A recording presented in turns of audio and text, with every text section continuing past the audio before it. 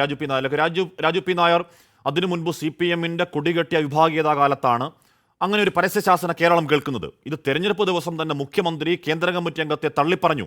നടപടി വേണമെന്ന് ആലോചിക്കാൻ സെക്രട്ടറിയേറ്റ് ചേരാൻ പോകുന്നു മറ്റന്നാൾ. എന്നിട്ടും എന്തുകൊണ്ടാണ് നിങ്ങൾ മുഖ്യമന്ത്രിയെ ഉന്നമിട്ട് ഗൺ പോയിന്റ് തിരിക്കുന്നത്, ഡീൽ എന്നുറപ്പിക്കുന്നത്?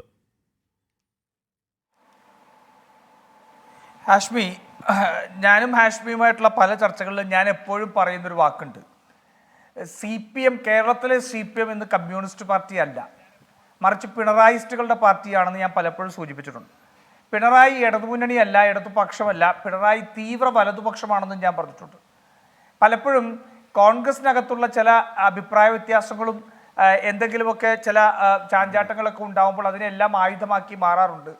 കോൺഗ്രസിനെ പലപ്പോഴും പഴിക്കാറുണ്ട്. പക്ഷെ അഭിമാനത്തോടുകൂടി തന്നെ പറയട്ടെ, ഏതെങ്കിലും ഒരു നേതാവ് കോൺഗ്രസിൽ നിന്ന് മറിച്ചൊരു തീരുമാനമെടുത്താൽ അയാളെ തള്ളിപ്പറയാൻ, നാഴികയ്ക്ക് 40 വെളുക്കുന്നതിന് മുമ്പ് നിമിഷങ്ങൾക്കുള്ളിൽ തള്ളിപ്പറയാനുള്ള ആർജവം കോൺഗ്രസ് പാർട്ടിക്കുണ്ടായിരുന്നു. പത്മജ വേണുഗോപാൽ പോയപ്പോൾ മുരളീധരൻ്റെ പ്രസ്താവന എന്തായിരുന്നു? മുരളീധരൻ വളരെ വ്യക്തമായിട്ട് ഇനി ഇതെൻ്റെ സഹോദരി പോലുമല്ല എന്നുള്ള ആർജവമുള്ള നിലപാട് എടുക്കാൻ സാധിച്ചു. അനിൽ കെ ആന്റണി പോയപ്പോൾ അനിൽ കെ ആന്റണി തള്ളിപ്പറയാൻ AK ആന്റണി തയ്യാറായി. പക്ഷെ ഞാൻ ചോദിക്കട്ടെ, EP ജയരാജൻ ഇത്ര വലിയ ഒരു രാഷ്ട്രീയ അന്തർധാര ഇതിനകത്ത് ഉണ്ടാക്കിയിട്ട് ഇതുവരെ EP ജയരാജനെ BJPയുടെ ബന്ധത്തിൻ്റെ പേരിൽ തള്ളിപ്പറയാൻ മുഖ്യമന്ത്രി എന്തുകൊണ്ട് തയ്യാറായിട്ടില്ല? ഹാഷ്മി പറഞ്ഞതുപോലെ ഈ ദല്ലാൽ നന്ദകുമാറുമായിട്ടുള്ള ചങ്ങാത്തത്തെക്കുറിച്ചാണ് പറയുന്നത്. ആ ദല്ലാൽ നന്ദകുമാറുള്ള എതിർപ്പ് പിണറായി വിജയന് നേരത്തെ തന്നെ ഉണ്ട് എന്ന് നമുക്കറിയാം. VS അച്യുതാനന്ദനും പിണറായിയും തമ്മിലുണ്ടായിരുന്ന പോര്, അതിനുശേഷം കുറച്ച് നാളുകൾക്ക് മുമ്പ് പിണറായിയായിട്ട് അതെല്ലാം സെറ്റിൽ ചെയ്തു എന്ന് ദല്ലാൾ പറയുകയുണ്ടായി. മനസ്സിലായില്ല, അത് പിന്നെ പിണറായിക്ക് അതിനെ എതിർക്കാൻ കഴിഞ്ഞിട്ടില്ല. അപ്പോൾ ദല്ലാളുമായിട്ടുള്ള പ്രശ്നം മാത്രമാണ് പിണറായിക്കുള്ളത്. അങ്ങ് പറഞ്ഞതുപോലെ തന്നെ പ്രകാശ് ജാവ്ദേക്കർ വന്ന് കണ്ടതിനെ സംബന്ധിച്ച് തള്ളിപ്പറയാൻ പിണറായി വിജയൻ തയ്യാറായില്ലല്ലോ, ഈ നിമിഷം വരെ തയ്യാറായിട്ടില്ലല്ലോ. ഇല്ല, ന്യായീകരിക്കുന്നില്ല ആരും. ഇതിനകത്ത് കൃത്യമായിട്ട് രാജു, ഇവിടെ MP ജയരാജൻ സംസാരിച്ചു, MV ഗോവിന്ദൻ സംസാരിച്ചു, പാർട്ടിയുടെ പ്രധാനപ്പെട്ട നേതാക്കൾ സംസാരിച്ചു. ഈ ചർച്ചയിൽ അതിനെ ന്യായീകരിക്കാൻ CPM ഔദ്യോഗിക പ്രതിനിധികളെ വിടേണ്ടതില്ല എന്ന് തീരുമാനിക്കുന്നു. അപ്പോൾ അവർ അത് ഉൾക്കൊള്ളുന്നെങ്കിൽ അങ്ങനെയൊക്കെ നിലപാട് സ്വീകരിക്കുമോ? ന്യായീകരിക്കാൻ അറിയാത്തവരാണോ CPM നേതാക്കൾ? രാജു പി നായർ.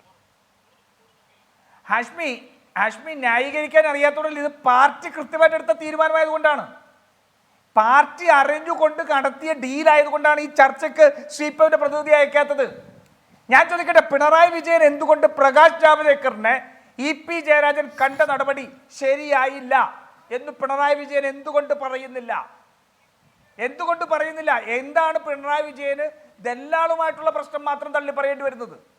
അപ്പൊ പിണറായി വിജയൻ അറിഞ്ഞുകൊണ്ട് ഇന്ന് പ്രതിപക്ഷ നേതാവ് പറഞ്ഞതുപോലെ SNC ലാബിനും മറ്റു കേസുകളുമെല്ലാം വെച്ച് തൃശ്ശൂരിൽ ഒരു സീറ്റ് കൊടുക്കാനുണ്ടായിരുന്ന ധാരണ, ഞാൻ ചോദിക്കട്ടെ, EP ജയരാജൻ ഒറ്റയ്ക്ക് പോയിട്ട് തൃശ്ശൂരിൽ സീറ്റ് കൊടുക്കാൻ ധാരണ ഉണ്ടാക്കാൻ പറ്റുമോ? പാർട്ടി അറിഞ്ഞല്ലേ ചെയ്യാൻ പറ്റുള്ളൂ.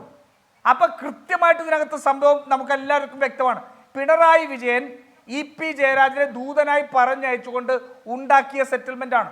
അതുകൊണ്ടാണ് ഈ നേരം വരെയും EP ജയരാജനെ തള്ളിപ്പറയാൻ പിണറായി വിജയന് കഴിയാതെ പോകുന്നത്.